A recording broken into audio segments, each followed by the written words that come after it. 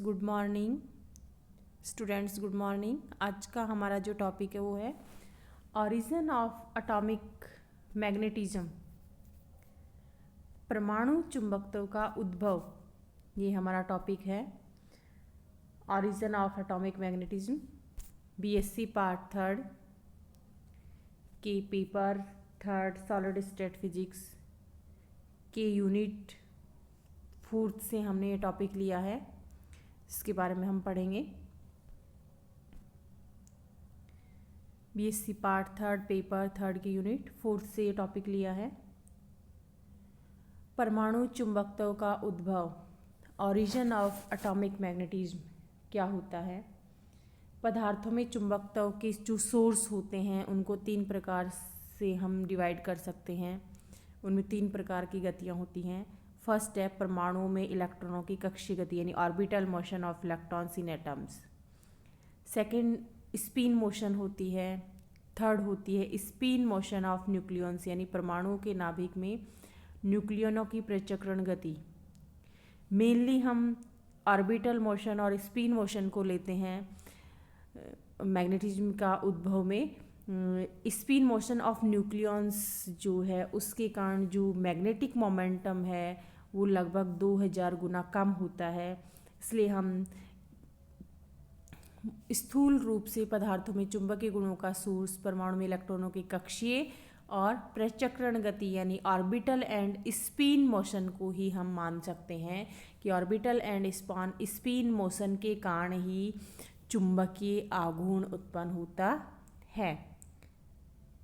इस वीडियो में आज के इस वीडियो में हम पहला टाइप पढ़ेंगे यहाँ पर ऑर्बिटल मैग्नेटिक मोमेंट यानी orbital motion of electron in atoms. उसके कारण जो मोमेंटम उत्पन्न होता है उसकी हम यहाँ पर बात करेंगे। यहाँ हम एक डायग्राम देख रहे हैं। परमाणु संरचना के आधार पर प्रत्येक परमाणु इलेक्ट्रॉन प्रोटॉन और न्यूट्रॉन से मिलकर बना हुआ होता है। ये हम एक परमाणु की स्ट्रक्चर मान लेते हैं। परमाणु में इलेक्ट्रॉन की गति यहाँ पर शो हो रही है, जिसमें क्या होता है इलेक्ट्रॉन होता है, प्रोटॉन होता है और न्यूट्रॉन होता है। प्रत्येक परमाणु के नाभिक में न्यूट्रॉन और प्रोटॉन होते हैं। ये जो नाभिक दिया हुआ है इसमें न्यूट्रॉन और प्रोटॉन होते हैं। और इलेक्ट्रॉन नाभिक के चारों ओर आउटर मोस्ट जो कक्षाएं होती हैं, आउटर मोस्ट ऑर्बिट्स होते हैं, उनमें रोटेट होते हैं। ये जैसे आउटर मोस्ट ऑर्बिट है इसमें गति करते हैं। और जो न्यूक्लियॉन्स होते हैं यानी न्यूट्रॉन और प्रोटॉन इसमें स्थित होते हैं। यहाँ हम देख रहे हैं इस परमाणु की जो त्रिज्या है, रेडियस है, उसको हमने r से लिया है। ये इलेक्ट्रॉन के मोशन की डायरेक्शन है, v डायरेक्शन। दूसरा हम डायग्राम यहाँ पर देख रहे हैं परमाणु में इलेक्ट्रॉन का कोणीय संवेग L, संवेग एवं चुंबकीय आघूर्ण म्यू L की दिशा यहाँ पर दर्शाई गई हैं। ये current I equal EV/2 pi R जो हम भी कैलकुलेट करेंगे, ये म्यू L की डायरेक्शन यानी चुंबकीय आघूर्ण की है।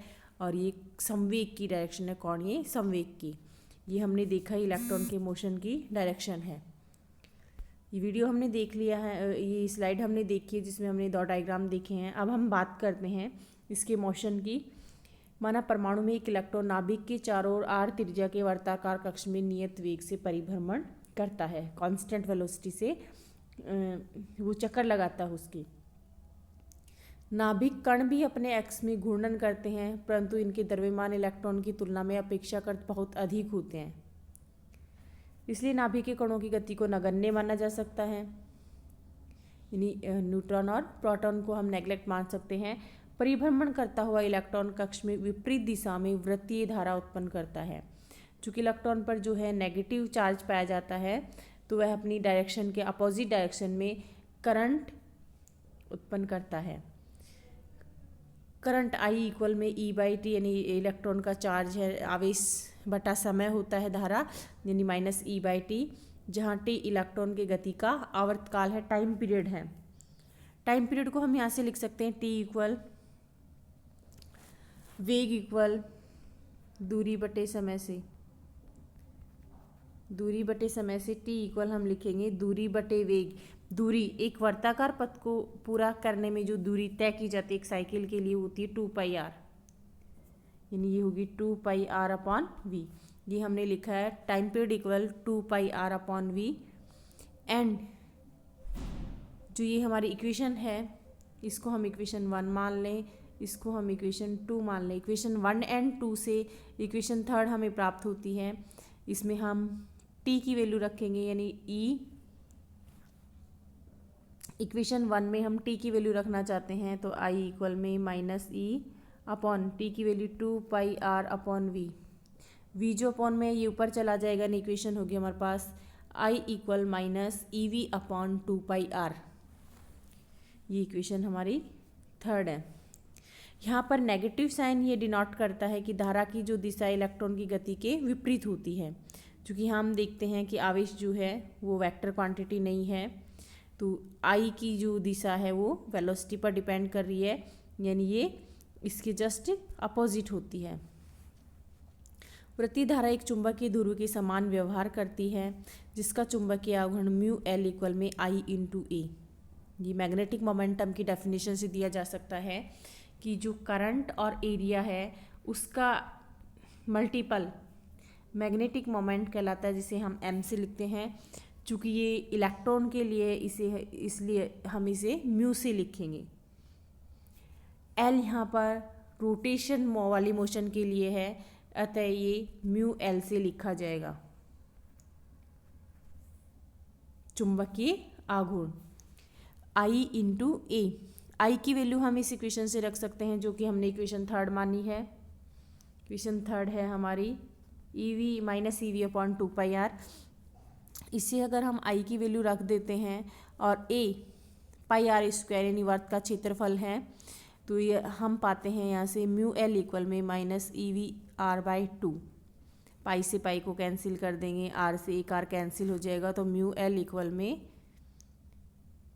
-ev/2। ये हमारी इक्वेशन 3 तक हमने नाम दे दिया था। ये हमारी इक्वेशन होगी 4th।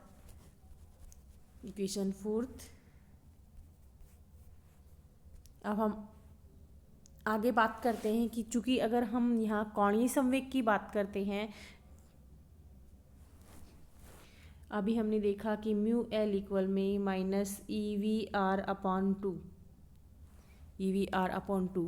चूँकि v इक्वल में होता है ω/r।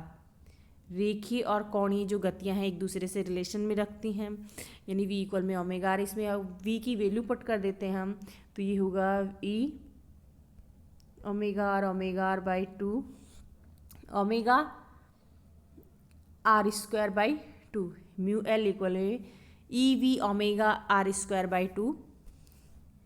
चूँकि हमने ओमेगा इक्वल यूज़ किया है v/r, कोणीय वेग या v इक्वल में ω/r।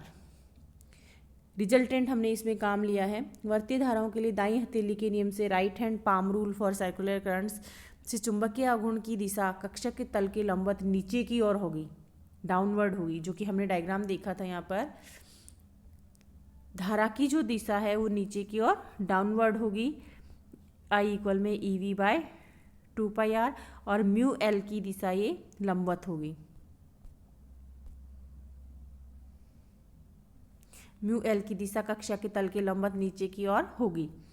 कक्ष में परिभ्रमण करते हुए इलेक्ट्रॉन में कोणीय संवेग भी होता है। L इक्वल में r×p, m r×v। चूँकि एक दूसरे के लंबवत होते हैं इसलिए हम इसे mvr भी लिख सकते हैं, और m ω/r²n। ये परपेंडिकुलर के डायरेक्शन को शो करता है n। जहाँ m इलेक्ट्रॉन का द्रव्यमान दक्षिणावर्ती पेच के अनुसार L की दिशा वर्ताकार कक्षा तल के लंबवत ऊपर की ओर होगी। चूँकि ये L जो है पॉजिटिव है यानी ऊपर की ओर होगी, μL जो नेगेटिव था इसलिए ये डाउनवर्ड होगी। समीकरण 2 तथा 3 से, यानी इसको हम समीकरण नाम देंगे, वहाँ पर हमने 5 तक दे लिया था 6, और ये हमारी होगी इक्वेशन 7। इसकी सहायता से हम देख सकते हैं दोनों को अगर हम कंपेयर करें, यानी m ω/r², ω/r² इक्वल में हम L/m रख सकते हैं। यहाँ से L इक्वल में m ω/r² और ω/r² इक्वल में L/m। तो इक्वेशन 6 जो है वो हमारी होगी म्यू एल इक्वल में, इसमें ओमेगा आर स्क्वायर की वैल्यू हम रखेंगे तो E L by 2m negative sign के साथ, E L vector bye 2m, चूँकि एल वैक्टर क्वांटिटी है, यानी म्यू एल इक्वल में minus E by 2m L. जहाँ जो नेगेटिव साइन है ये फिर से इंडिकेट करता है कि वर्ताकार कक्षा में गतिशील इलेक्ट्रॉन का चुंबकीय आघूर्ण म्यू एल कक्षीय कोणीय संवेग के अपोजिट डायरेक्शन में होता है। यानी ये जो हम देख रहे हैं यहाँ पर, ये जो नेगेटिव साइन है ये शो कर रहा है कि म्यू एल और एल की जो डायरेक्शन है एक दूसरे के अपोजिट होती हैं। चूँकि म्यू एल नेगेटिव है इसलिए इसकी डायरेक्शन डाउनवर्ड होगी और एल की डायरेक्शन क्या होगी, अपवर्ड होगी। क्वांटम थ्योरी के अनुसार वर्ताकार कक्षा में गतिशील इलेक्ट्रॉन का कोणीय संवेग एल क्वांटाइज्ड होता है और ये इस फॉर्मूले से दिया जाता है L equal H cross L plus 1 root, जहाँ एच क्रॉस कांस्टेंट है, प्लांक कांस्टेंट जिसे कहते हैं 1.054 इंटू 10⁻⁻34 जूल सेकेंड, h/2π से हमने इसकी वैल्यू लिखी है। h equal 6.63 into 10⁻⁻34 joule second होता है प्लांक कांस्टेंट, और h cross equal h/2π। L orbital quantum number है जिसकी जो पॉसिबिलिटीज वैल्यूज होती हैं वो एल इक्वल 0, 1, 2, n-1 होते हैं। n इलेक्ट्रॉन की मुख्य क्वांटम संख्या है। यहाँ हम ये देख रहे हैं एक डायग्राम है कोणीय संवेग एल का दिक्वांटाइजेशन, यानी एल जो के लिए जो अभी हमने फॉर्मूला लिखा है जिसकी हम बात करेंगे, फॉर्मूला भी हमने लिया है यहाँ पर, L vector equal H root L L plus 1, L vector equal में H cross L L plus 1 root के साथ में। यहाँ हम देख रहे हैं एल की जो वैल्यूज़ हैं वो ये हो सकती हैं। एल की पॉसिबल वैल्यूज़ क्या हो सकती हैं, एल इक्वल 2 हो सकता है, जिससे ये हम फाइंड कर सकते हैं यहाँ पर root L L plus 1।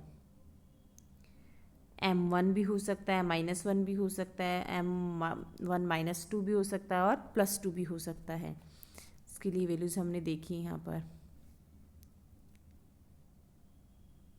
Equation से अगर हम इसकी वैल्यू रख देते हैं, एल की वैल्यू, एल की ये अभी वाली जो वैल्यू हम एल वेक्टर इक्वल में यूज़ कर रहे हैं, H root L plus 1 root के साथ, इसको अगर हम यहाँ पे रख देते हैं तो ये हम इक्वेशन फाइंड कर सकते हैं, mu L equal E H cross by 2m root L L plus 1।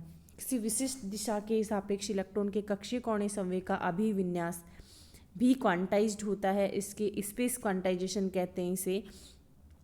Quantization को ml क्वांटम संख्या द्वारा निर्धारित करते हैं। चित्र अभी हमने देखा 3.3, जिसमें ये हमने डायग्राम में देखा कि m की भी 2 वैल्यू हो सकती हैं, 2 और -2, और एक 0 भी हो सकती है। ऐसे हम यहाँ पर देख सकते हैं कि ml 0 +-1 +-2 यानी +-l चलता है। LZ equal L cos theta और ml h/2π। इस अवस्था में विशिष्ट दिशा z के सापेक्ष चुंबकीय आघूर्ण होगा म्यू एल जेड इक्वल में, इसे हम ml e h cross by 2m लिख सकते हैं।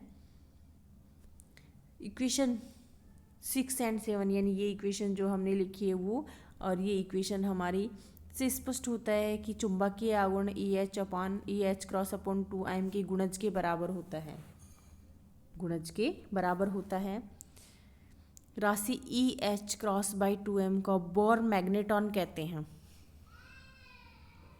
क्या कहते हैं इसको? बोर मैग्नेटॉन कहते हैं। इसे साधारणतः म्यू बी से व्यक्त किया जाता है, EH क्रॉस बाई 2m, यानी यहाँ हम इसको कह सकते हैं EH क्रॉस बाई 2m को म्यू बी यानी बोर मैग्नेटॉन इंटू ml। इसकी वैल्यू होती है म्यू बी इक्वल में EH cross by 2m, E की value 1.6 into 10⁻⁻19 coulomb, H cross equal 1.054 into 10⁻34 joule second. दोनों का यूज़ करते हुए हम म्यू बी की वैल्यू फाइंड कर सकते हैं 9.27 into 10⁻24 ampere metre square. Bohr magnetron को परमाणु और आणविक चुंबकीय आघूर्ण के मानों को व्यक्त करने के लिए मात्रक के रूप में उपयोग में लाया जाता है। से हम बोर मैग्नेट्रॉन को पुनः बोर मैग्नेट्रॉन के रूप में लिख सकते हैं म्यू एल जेड इक्वल में एम एल म्यू बी। अभी अभी हमने जो इक्वेशन यूज़ की है उसकी सहायता से हम ये लिख सकते हैं। एल इक्वल 0 1 2 3 हो सकता है, जिसके अकॉर्डिंग हम S P D F electron से संबोधित करते हैं। एल 0 होगा तो एस होगा ऑर्बिट, एस एल 1 होगा तो ये पी होगा, 2 होगा तो 3। अतः इक्वेशन 10 यानी लास्ट इक्वेशन से हम इलेक्ट्रॉनों का कक्षीय चुंबकीय आघूर्ण फाइंड कर सकते हैं। 0 के लिए म्यू एल 0, पी के लिए mu L mu B root 2, D के लिए mu L mu B root 6। किसी विशिष्ट डायरेक्शन के लिए इन चुंबकीय आघूर्णों के घटक एस के लिए 0, पी के लिए mu L Z 0 plus minus mu B और डी के लिए mu L Z 0 plus minus mu B और प्लस माइनस 2 म्यू बी। जो भी हमने डायग्राम 3.3 देखा था उसका हम यहाँ से एक्सप्लेनेशन दे सकते हैं। ये असाइनमेंट के आधार पर हमारे कुछ क्वेश्चंस हैं 1 and 2। In hydrogen atom an electron is revolving around the nucleus in a circular orbit of radius. Calculate the orbital magnetic moment associated with the electron. Second question is determine the orbital magnetic moment due to d electron in an atom.